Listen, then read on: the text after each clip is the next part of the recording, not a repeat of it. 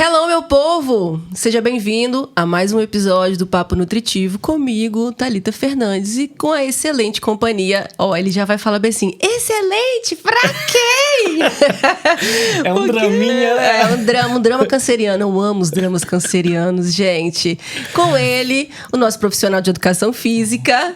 Leonardo Rego.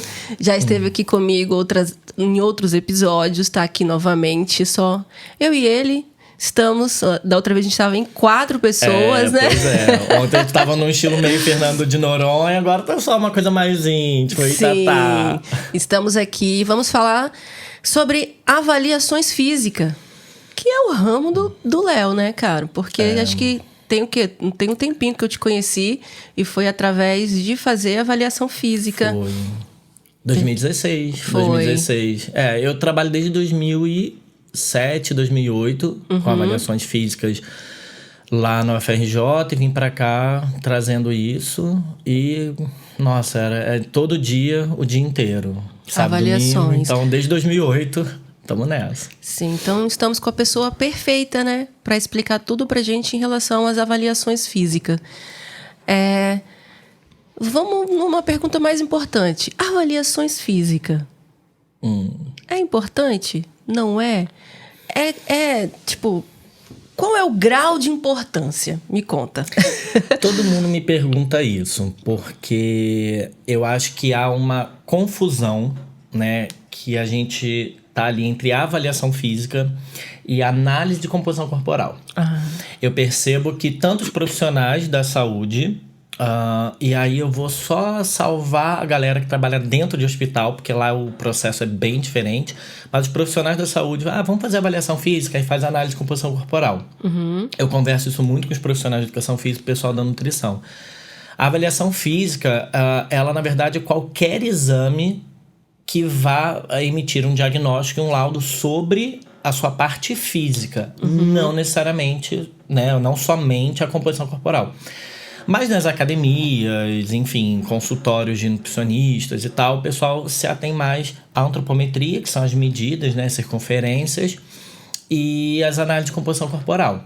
Então, assim, a avaliação física, ela é imprescindível. O que eu tô querendo dizer? Ela não pode deixar de ser feita para determinados casos.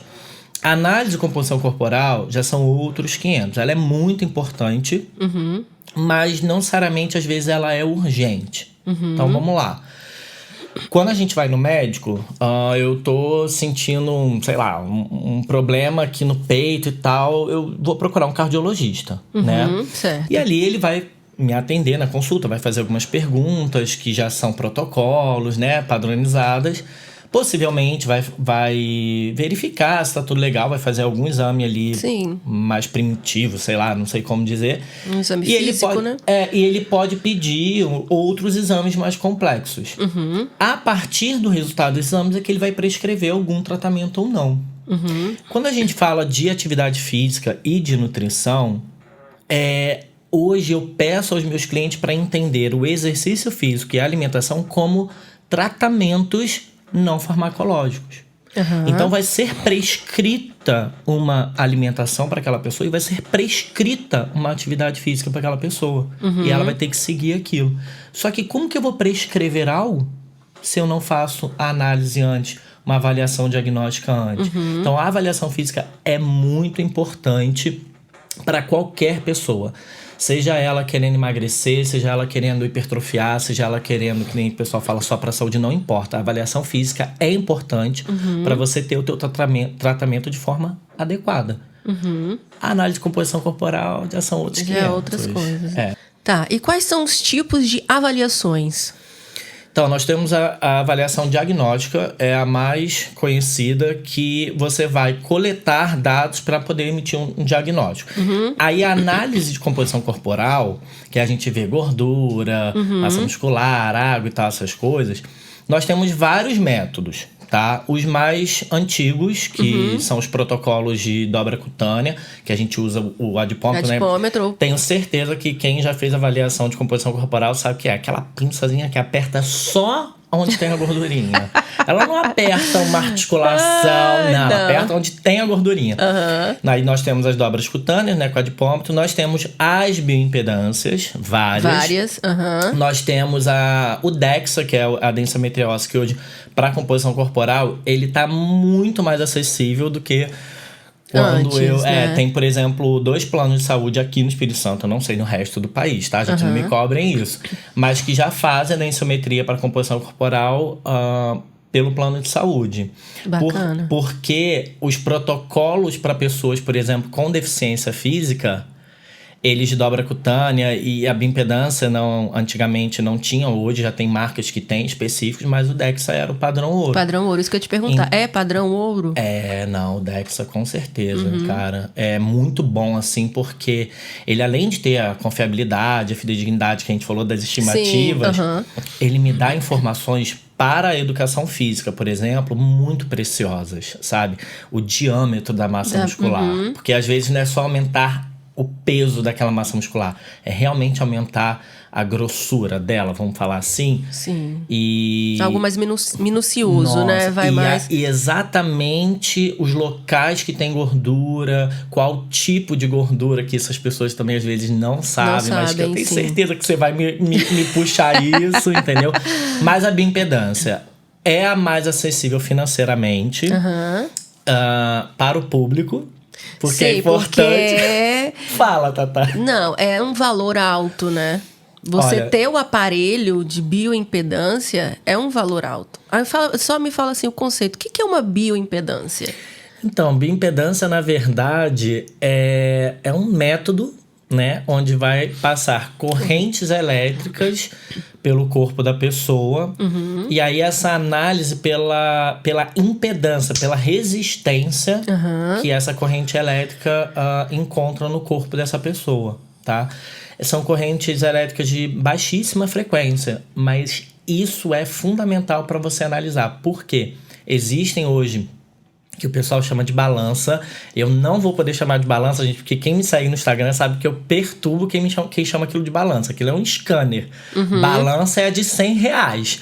A de não sei quantos dólares é um scanner. Tem de uma frequência só, de 2, de 3, de 4, de 8, enfim.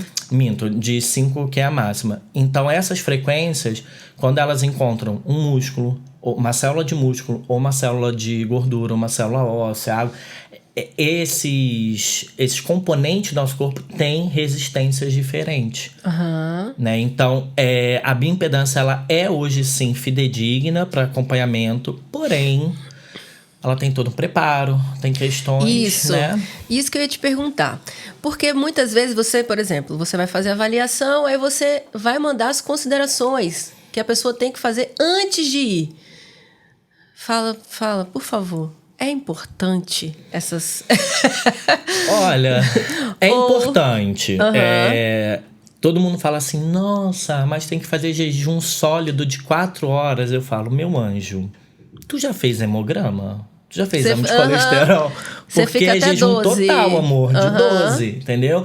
Tem outros exames, inclusive, que você precisa de muito mais coisas. Tem alguns exames que você não pode nem ter relação sexual nos últimos 3 dias. Olha, isso é muito mais preocupante. Verdade. Então, assim, o preparo, ele não é algo muito também absurdo. Porém, eu fiquei no hospital da UFRJ, no laboratório, durante 8 anos trabalhando com a Embare, né? E, pessoal, não façam isso em casa, nem no laboratório, nem no consultório de vocês. Nós éramos jovens e nós ficamos testando para ver se ia dar diferença mesmo aquele preparo. Então, a gente bebia água, a gente tomava refrigerante, a gente se enchia de comida. E tem os outros lá, por exemplo, não pode ingerir bebida alcoólica no dia anterior. Aí a gente descia lá, hoje vamos pro happy hour e depois a gente ia fazer a bioimpedância. Muitas dessas variáveis influenciam, sim. Muitas. Algumas nem tanto, tá? Mas, de qualquer maneira, o mais fidedigno é aquele protocolo. E aquela questão, que eu não sei se o pessoal de casa está acostumado, às vezes, né? Mas de tentar fazer sempre no mesmo turno, né? Ou de manhã, ou de tarde, à tarde, sempre no mesmo horário. Sempre mais ou menos ali. Isso é uma coisa que eu peço muito aos meus clientes. Quer ver uma coisa que me deu um insight aqui? Como o preparo é importante. Eu tenho uma família que eu acompanho todos eles, né? E o marido, né? Ele sempre tem, assim, os resultados mais sinistros, assim, o pessoal fica revoltado. E aí, dessa vez, ele foi lá todo confiante e tal, e a gordura dele tinha aumentado. E a gordura visceral. E aí eu falei, fulano, quase que eu soltei o nome, mas eu falei, fulano, sua gordura visceral nunca aumentou e tal, não sei o que, não. Aí a gente ficou conversando, né, buscando o que foi. Sabe o que foi? O quê? O último jogo do Flamengo. Ele é flamenguista. Ele bebeu 8 garrafas de Heineken. De 600 ml? Ou long Menina, neck? não sei, só sei que Bebeu o filho dele falou que ele comeu tudo que tinha em casa, comeu doce, comeu não sei o que lá. Aí eu falei, e foi fazer a bimbedação no dia seguinte. Ah, então influencia, né? Muito, muito. Aí tanto que a gente marcou já agora essa outra... Porque o álcool até influencia mais do que outras coisas. Mas depende da quantidade que come e tal. Mas tem que fazer o preparo, né, gente? Sim, é ajuda a importante. gente. Sim, é importante. Em relação às balanças, eu tenho que fazer sempre na mesma? É importante também fazer sempre na mesma? Assim também como eu fazer uma avaliação. Por exemplo, eu faço uma avaliação com adipômetro com você. Eu tenho que fazer com você. Vai existir uma diferença, certo? Com certeza. Ó, adipômetro. Nós temos no adipômetro, como depende do ser humano, nós temos o que a gente chama de erro intra e interavaliador. Então, a gente vai... nos laboratórios faz isso muito mensalmente ou, enfim, periodicamente, para ver com o mesmo paciente quais foram os resultados que eu encontrei, quais foram que você encontrou, quais foram... E aí a gente vai ver uma pessoa que seja mais experiente, que seja o padrão ali, ouro, entre aspas, pra gente. E a gente vai comparar. E vai comparar o meu comigo mesmo. Todo mundo me pergunta por que eu não faço dobra cutânea. Hoje eu vou falar pra vocês. Durante anos no laboratório, eu sempre ficava por último. O meu erro intraavaliador, eu comigo mesmo, era ruim. Sempre foi. Então, eu entendi o quê? Aceita a realidade. Você é ruim com adipômetro. Sim. Então, vamos trabalhar com a bioimpedância. Porque a gente tinha que fazer os dois. Porque a gente trabalhava no ambulatório pré-bariátrico. Então, né, obesidade grau 3, grau 4, é muito difícil pegar a dobra cutânea. Então, por isso que a gente usava a bioimpedância. E as marcas de bioimpedância também são diferentes. Diferentes, Por exemplo, o adipômetro não pode ser comparado com nenhuma bioimpedância. Por quê? O adipômetro só trata da gordura subcutânea, aquela que fica embaixo da pele. Aonde você pegar, ficou fofinho, é embaixo da pele. É embaixo da pele, é subcutânea. A gordura visceral, ela fica em volta dos órgãos. Como se a gente pegasse o frango, o peito de frango tinha aquela capinha de gordura ali. Se for fininho igual a do peito de frango, tá valendo. Porque às vezes é grossa, né? Essa célula é diferente. E as bioimpedâncias todas, elas pegam os dois tipos de gordura. A dobra cutânea só pega um. Então, sempre a gordura vai ser mais alta na bioimpedância do que na dobra cutânea. Sim. Diferença entre as marcas. Não é porque uma é mais cara do que a outra. É porque elas têm frequências diferentes. E quantidades. Outra coisa, somente uma das marcas, que eu não sei se pode falar, mas é a que a gente trabalha. Sim, pode sim. falar marca? Pode. Somente a Embari é que, de fato, estima a massa muscular. Todas as outras estimam massa magra. E aí o pessoal fica chateado porque não sabe qual a diferença. A gente fez um episódio no passado e a gente estava falando sobre a diferença da massa magra com a massa muscular. Existe a diferença. Fala pra gente essa diferença, você. Eu falo que... Eu não entendo muito de matemática, mas eu falo que uma está contida na outra. Vamos lá. Se a gente dividir o nosso corpo em somente dois componentes, a gente tem massa gorda e a gente tem massa magra, ou seja, tudo que não tem gordura. Tá? A massa gorda eu ainda divido em 2 grupinhos, gordura subcutânea e gordura visceral. A massa magra eu divido em massa muscular, esquelético, que é o músculo de fato, né? Eu divido entre os ossos, a massa óssea. A massa residual são os tecidos, os órgãos, tudo tá aqui dentro do corpo, que não é osso nem músculo. E aí é que vem o componente problemático. Por último, que está na massa magra, galera. Água extracelular. O que é isso? Os líquidos do nosso corpo que estão fora das células. Para o pessoal poder entender. Sabe aquela pessoa que você olha assim? é fortinho, mas tá retido. Esse retido, pessoal, é porque alguma coisa, provavelmente externa, né, exógena, está promovendo esse acúmulo de água, não dentro das células, mas fora. Então ele fica retido. Eu não sei porque eu não sou mulher, eu acho que deu pra notar. Mas dizem que algumas mulheres no período menstrual também ficam retidas. Sim, é por conta dos hormônios, por conta da vasopresina, por conta de várias outras coisas, como também progesterona, estradiol. Tudo isso acaba desregulando no ciclo menstrual. E isso pode reter um pouco mais de líquido também. Então, aí tem essa retenção de por líquido. isso que a bioimpedância não é muito interessante fazer no período menstrual. Quem tá tomando corticoide também não. Sim, porque também tem essa retenção hídrica por conta dessa questão mesmo do glicocorticoide fazer retenção hídrica. E o álcool faz a mesma coisa. Então, assim, às vezes a massa magra da pessoa tá dando boa... tá dando boa porque ela pode estar retida. Então, a massa magra dela tá alta, não significa que ela tá com boa massa muscular. A gente tem que ver, a massa magra dela é tanto. Tá, e quanto disso é massa muscular e quanto que ela deveria ter, né? E é muito comum isso acontecer. A massa magra, às vezes, tá legal e a massa muscular não.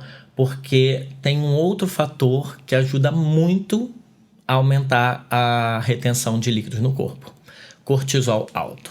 Sim. E a galera tá com cortisol, né? Alto, né? Todo mundo vive estressado, não dorme direito. Quando a gente fala que essa questão de aumento de massa muscular e tal, que a gente precisa dormir, descansar, hoje o sono é essencial por conta disso, diminuição do cortisol, né? Manter um cortisol do jeito que ele tem que ser feito, né? Aquela parte da fisiologia toda. Porque a gente tem um ciclo circadiano a ser seguido.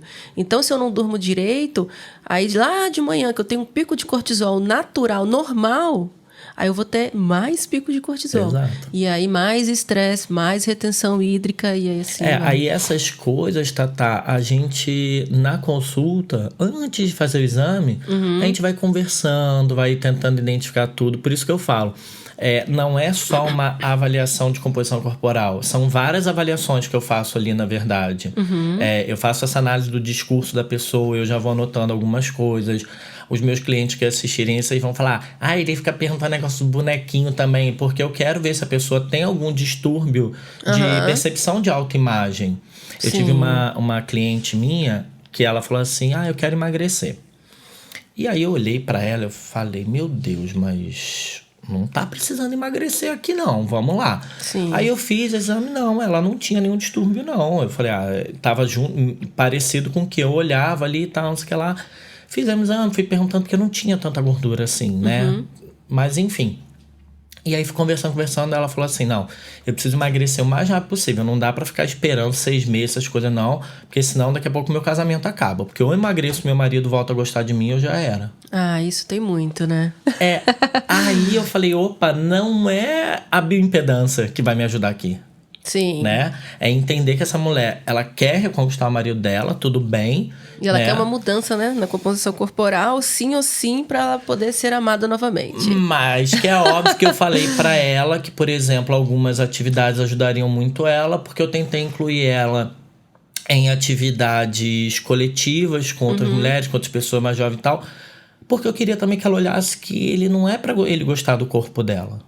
Pra ele gostar dela. Sim. Mas ela tem que gostar dela primeiro. Sim. E ela tem que fazer por ela. Aí eu fui jogando essas coisas. Não sei se deu um divórcio, gente, mas olha... Porque senão os maridos vão falar, não vou deixar ele lá. Agora, outra coisa. Eu vou lá, faço a bioimpedância, meu percentual de gordura tá lá nas alturas, mas eu não me vejo gorda. Gente, por quê? Pois é. Então, tu gosta de polêmica, né? Cadê aquele negocinho aqui hoje? Nem pode. Pessoal, uma polêmica, assim, percentual de gordura, por quê? Momento dramático, sabe? Final de novela. O percentual de gordura não diz nada sobre vocês. Nada.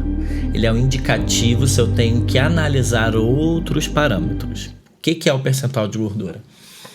É uma proporção matemática. Eu acho que as pessoas esquecem que percentual é uma proporção matemática. O que acontece? Eu tenho o corpo dividido em massa magra e massa gorda, certo? E aí, eu vou ter um percentual. Todo percentual, as somas dos 2, 3, 4, tem que dar 100. Se eu tenho um percentual de gordura alto, pode ser acúmulo de gordura. Como pode ser uma massa magra muito elevada. E lembra, massa magra muito elevada não quer dizer muita massa muscular. Eu tenho muitas pessoas, às vezes, que tem um percentual de gordura elevado com uma gordura normal para a altura delas, enfim. Mas é porque elas têm deficiência de massa muscular.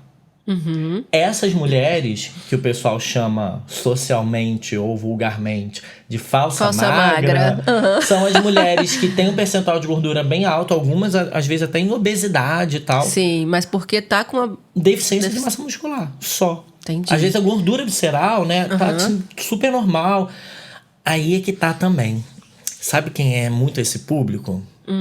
Que, eu tenho alimentação super saudável e tal, não sei o que lá. Mas é isso, você faz alguma atividade física, um exercício? Eu tenho preguiça. Essa galera. Entendi. E aquela questão, tipo, tem gente até que fala, porque acho que embora em nome da idade metabólica. Idade metabólica ou taxa metabólica? A Embari, na verdade, ela não dá idade metabólica, ela dá taxa metabólica basal. Isso. E muitas pessoas chegam pra mim e falam assim, porque eu fui não sei aonde e a minha idade metabólica deu 64 anos. Aí eu falo, e o que isso significa? Significa que meu corpo tem 64 anos? Aí eu falo, eu acho que o seu corpo tem a idade que tá ali no registro, né? Mas o que é isso? Taxa metabólica basal, acho que da outra vez até eu cheguei a comentar por alto. Mas é o quanto que o seu metabolismo tá gastando de energia para você estar ali, aqui, vivo e tal, na paz, ali, deitado, tá? Então é o quanto que ele gasta. Só que nós temos variações do nosso metabolismo durante o dia.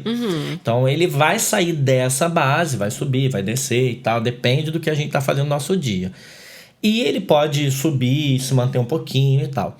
Isso é a taxa metabólica basal, da onde é a base de onde está saindo esse gráfico. A idade metabólica de algumas bioimpedâncias, por quê? Como eu calculo essa taxa metabólica basal? Eu pego algumas variáveis, massa muscular, idade, altura, não sei o que, gênero, vou colocando nessa fórmula. Só que nessa fórmula eu preciso da idade da pessoa. Então, por exemplo, eu tô com 22 anos, né? E aí, quem acredita nisso, né? Até parece, né? E eu fiquei olhando assim. Eu falei, gente, Tatá ficou tão sério que falou assim, gente, pera. Não, eu tô com 37 anos. E aí, quando eu coloco na fórmula, vai dar pra mim o quanto meu corpo deveria estar gastando de energia. E aí eu vou ver se tá dentro da faixa ou não. E pra aquele peso, pra cada peso eu tenho metabolismo. Agora, quando eu já coloco essa taxa na fórmula, é matemática, eu jogo a idade para cá.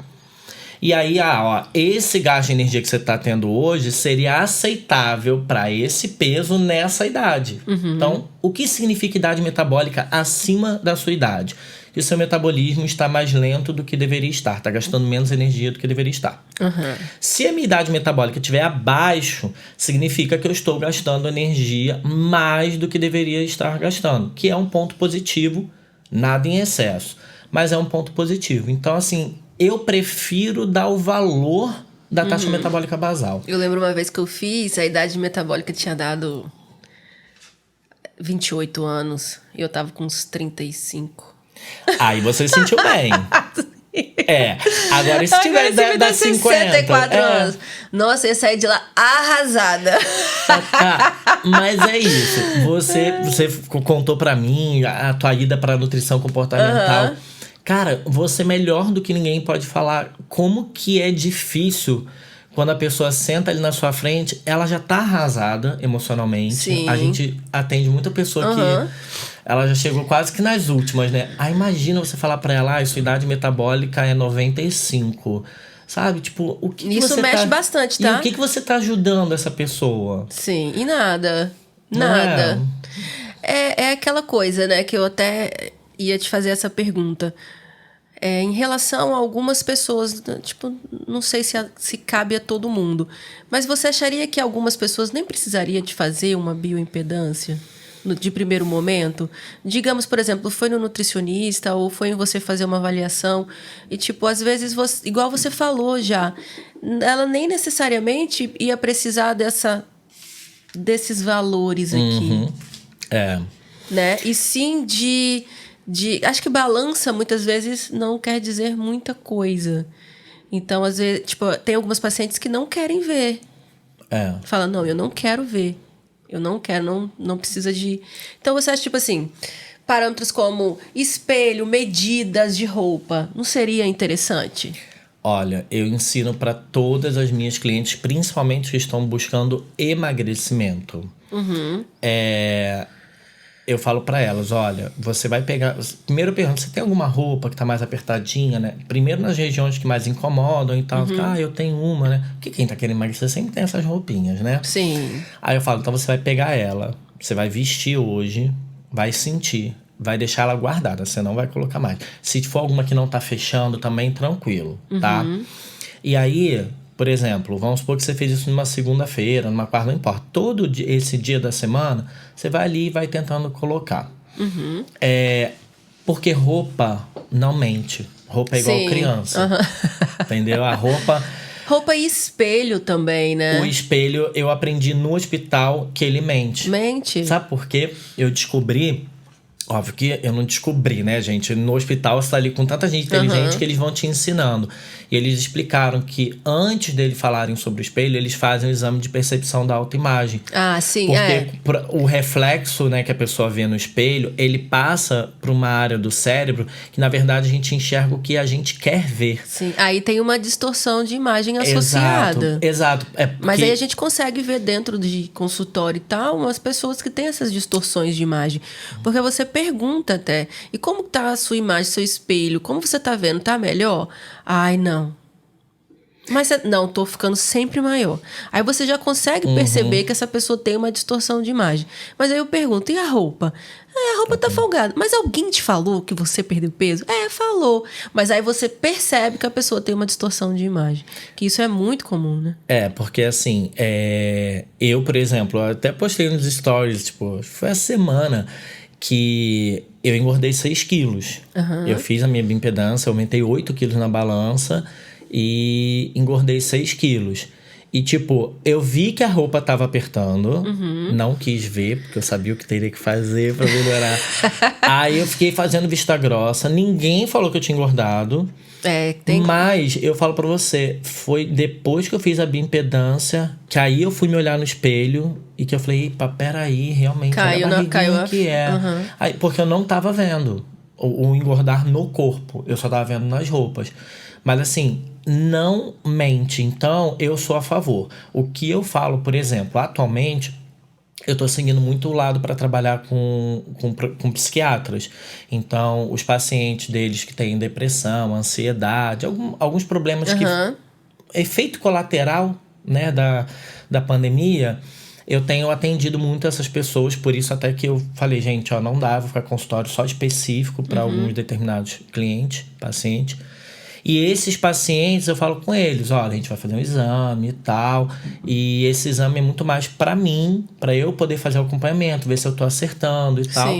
Do que qualquer outra coisa, você não precisa ver. Alguns até pedem para ver, mas é aquilo. Quando eu explico exatamente para aquela pessoa o que é aquilo, que ela fala, ai, eu tô com 28 quilos de gordura. Eu falo, calma, mas vamos lá. Primeiro, você tá com 28, mas até 18 você estaria excelente, saudável. A gente tem que ver essa gordurinha aqui, que tá acumulada aqui e tal. E aí você vai explicando e a gente vai conseguir isso. E aí você vai acalmando eles. Mas nem todo mundo precisaria de uma bioimpedância. Mas, Tatá, não tem como prescrever treinamento sem fazer avaliação física. Todo mundo que faz isso é a mesma coisa de você estar com uma doença e você não vai ao médico. Você vai direto na farmácia e compra o remédio que você quiser. Tá tudo bem. Eu tô fazendo pós-graduação de nutrição comportamental e aí nessa parte foi falado, né, que muitas vezes balança, né, tem algumas, né, algumas profissionais que até falavam que nem tem uma balança exposta no consultório, justamente para, tipo, não dar uma assustada em algumas mulheres e tudo. Então, eu acho que isso também vale uma anamnese, né? Tipo, atleta seria tranquilo, mas em algumas mulheres, eu acho que de primeiro momento acolher primeiro, né? Fazer esse acolhimento, ver o que está acontecendo. Até homens também, né? Homens também passam por essa questão de transtornos alimentares, passam por essa questão de ter uma distorção de imagem. E tem demais agora, porque eles se sentiram, tipo, até te cortar, mas que isso entra no que você falou, nutrição comportamental, que deve ser interessante. Eles se sentiram muito sobrecarregados, porque a maioria dos homens ainda tem a visão de que ele é o provedor da casa e durante a pandemia todo mundo passou problema, eles acham que a culpa é deles. O que eu tô tendo de cliente se culpando e desconta na bebida, né? Nem na comida. É pior. Grande maioria dos homens descontam em bebida alcoólica. Acaba que, na verdade, é um combo, né? Bebida alcoólica, comida, mas a grande maioria é na bebida alcoólica. Sim, já tive vários... É cultural, né? Eu acho. Vários relatos de que os homens voltaram todos para bebida alcoólica e as mulheres todos para comida, doces em grande quantidade. E aí é sempre interessante fazer esse acolhimento, essa anamnese e depois, mais para frente, quando ela se sentir melhor, aí a gente fazer alguma avaliação física. E no início... né? Foi até bom você falar isso, porque você me perguntou quais são os tipos de avaliações. Na verdade, nós temos vários tipos, né? Formativa, somativa. E a gente pode pegar dentro do nosso consultório e a avaliação diagnóstica inicial não precisa ser a de composição corporal, né? Pode ser exatamente o que você falou. As medidas são importantes? São. Em diversos casos, medidas são importantes. Mas elas sempre vão ser um indicativo de aonde eu devo olhar mais. Então, circunferência abdominal. Porque a Organização Mundial da Saúde fala quem tem... Não, gente, não é porque quem tem... Tipo, eu tô com a minha circunferência abdominal alta. Isso não quer dizer que eu agora tô hipertenso, diabetes, síndrome... Não. É que se continuar assim, tem um indicativo. Eu tenho que ver quanto que tá minha gordura visceral, o que é que causa isso, que fazer os outros exames. Então, são indicativos, é legal. Agora, se for prejudicar o paciente... Então, vamos aguardar um pouco. O que você falou é que eu falo, gente, a gente tem que ter um atendimento humanizado. Humanizado. O que eu faço dentro do meu consultório em algumas mulheres é o seguinte, esse acolhimento. Porque quando elas chegam para mim, tipo, tá dormindo bem? Não, péssimo. Seu intestino funciona bem? Não, péssimo. Você é estressada? Pra caramba. Você é ansiosa? Demais. Descontando a comida? Desconta. Faz exercício físico? Uma vez ou outra. Então, eu arrumo essa bagunça toda. Às vezes, eu nem faço a bioimpedância. Se ela falar, não quero fazer, ótimo, não, vamos fazer, tá tudo certo. Aí, vamos arrumar essa casa toda, vamos dormir melhor, vamos melhorar o funcionamento do seu intestino, vamos achar caminhos para melhorar esse estresse. Mas o mundo é estressado. Ok, o mundo é estressado, a vida é estressante, mas a gente tem que procurar caminhos para que saia desse estresse. Lógico. Né? Então a gente arruma a bagunça toda. Quando ela volta no retorno, aí ela vai falar, tá dormindo melhor? De 0 a 10, quanto? Melhorou 6. Pô, então melhorou, porque tava horrível. E aí depois a gente vai fazer essa questão de uma análise da composição corporal para ir num caminho melhor em que essa pessoa consiga seguir aquilo ali. Porque muitas vezes tem pessoas que mexem muito com o emocional. Sim. Nossa, muito. Eu tô com tudo isso, meu Deus, eu estou horrível. Aí a pessoa já vem com um pensamento horrível e isso piora. E esse estresse gerado e ansiedade gerada aumenta o estigma do peso. Aumentando o estigma do peso, aumenta meu cortisol, aumenta tudo. E eu não consigo sair do círculo vicioso, que é o comer para me recompensar. Pois é. E aí a avaliação física a gente vai deixando um pouquinho mais para frente, que é de extrema importância, né, como você disse, mas a gente tem que pegar saber os casos direitinho. Quais são essas pessoas? Vamos lá. Vamos pegar todo mundo, fazer uma anamnese individual, todo mundo, e a gente fazer as coisas direitinho. Então, esse caso que você falou, tem como essa pessoa aí não tá com excesso de gordura? Sim. Ela vai estar, eu já sei. Sim. Entendeu? Mas eu tenho que fazer a avaliação diagnóstica para depois, quando eu for fazer a somativa, né, que é a reavaliação, eu saber se caminhou direitinho. Não. É esse que é o problema. A avaliação física não precisa dos números. A anamnese é avaliação física. Tá? Então, por exemplo, se você pergunta aqui, você falou, agora tá 6. Então melhorou, porque tava 1. Isso é uma avaliação física. A primeira você fez a avaliação diagnóstica, que você sabia que estava 1, e agora você fez a somativa que você sabe que está 6. Você comparando, você sabe que melhorou. Sim. E sem precisar da composição corporal. A composição corporal mexe muito com as pessoas porque elas não têm conhecimento. Eu digo que tudo que a gente não tem muito conhecimento causa estranheza. E o pior da composição corporal é as pessoas não entendem de composição corporal, mas elas têm certeza que elas dominam o que é a composição corporal. Porque os próprios profissionais fazem muita confusão. Sim. E aí eu acho que isso fica mais tenso. O que eu faço com as minhas clientes é conversar com elas antes, igual você falou, e perguntar, e aí? O que você tá esperando que aquele scanner ali vai te falar? Ele vai contar a verdade. O que você tá achando? Vai falar que eu tô com a gordura acumulada. Eu falei, mas ele vai apontar os locais, hein? E aí? Será que tá mais aqui? Será que tá mais aqui? Eu acho que tá mais aqui. Eu já vou fazendo também elas terem consciência. Eu falo, e se tiver, tá tudo bem. Sim. A gente vai mudar. Tô aqui pra isso, pra te ajudar. Entendeu? Sim, entendi. Só uma última perguntinha que eu escuto muito. Na bio tem a parte segmentada. Músculo e gordura. Aí aparece assim, os quilos em cima e aí embaixo 320%. Aí o paciente, meu Deus, que é isso? Cara, é uma resposta afetiva super negativa que as pessoas têm.